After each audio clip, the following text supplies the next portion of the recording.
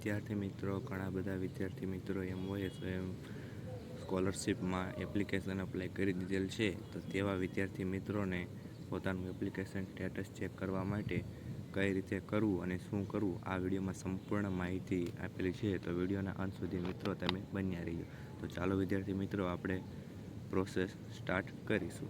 તો મિત્રો ગૂગલમાં અથવા ક્રોમ બ્રાઉઝરમાં જઈ અને MYSY લખવાનું રહેશે. ત્યારબાદ નીચે MYSYની ઓફિશિયલ વેબસાઇટ આવી જશે.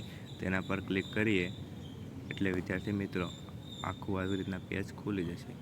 તો વિદ્યાર્થી મિત્રો પછી આપણે સ્ટુડન્ટ સ્ટેટસમાં જઈ ક્લિક કરવાનું રહેશે. ક્લિક કર્યા બાદ જે વિદ્યાર્થી મિત્રોએ ફ્રેશમાં એપ્લિકેશન અપ્લાય કરેલી હોય તો પણ ભલે, રિન્યૂમાં એપ્લિકેશન અપ્લાય કરેલી હોય તો પણ ભલે, તેવા વિદ્યાર્થી મિત્રોએ ફ્રેશમાં કરેલી હોય તો ફ્રેશમાં અને રિન્યુઅલમાં કરેલી હોય તો રિન્યુઅલમાં ક્લિક કરવાનું રહેશે. રિન્યુઅલમાં ક્લિક કર્યા બાદ તમે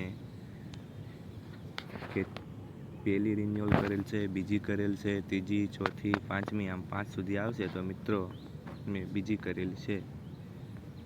પછી વિદ્યાર્થી મિત્રો D2D ઉપર એડમિશન મેળવેલું હોય તો તેના પર ક્લિક કરવાનું રહેશે. 10 ઉપર SSC ઉપર એડમિશન મેળવેલું હોય તો એ ક્લિક કરવાનું રહેશે. ત્યારબાદ વિદ્યાર્થી મિત્રો આપણે સાયન્સ ઉપરથી એડમિશન મેળવેલું છે કે પછી BA BCom કોઈ પણ હોય તો એના માટે જનરલ આવશે. પછી વિદ્યાર્થી મિત્રો આપણે ધોરણ 12 પાસ કર્યાનું વર્ષ, મતલબ કે આપણે જે વર્ષે કોલેજનું એડમિશન મેળવ્યું હોય કોલેજમાં કે કોઈ પણ ક્ષેત્રે, તો ત્યારે આપણે જે ધોરણ HSC ધોરણ 12ના જે વર્ષ હોય પાસ કર્યાનું તે વર્ષ અહીં ક્લિક કરવાનું રહેશે. તો વિદ્યાર્થી મિત્રો અમારે તો 2022 છે. ત્યારબાદ અહીંયા 12માની માર્કશીટનો બેઠક નંબર નાખવાનો રહેશે અને ત્યારબાદ પાસવર્ડ, બરાબર. ત્યારબાદ કેપ્ચા કોડ નાખી દેવાનો રહેશે. જે કેપ્ચા આવી રીતના છે.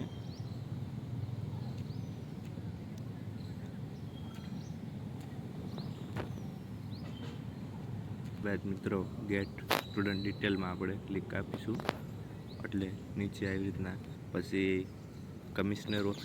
કમિશનરેશન ઓફિસે અંડર સિક્યુરિટી બતાવે છે. એટલે મિત્રો તમારી એપ્લિકેશનમાં હજુ સુધીમાં કંઈ વાંધો નથી.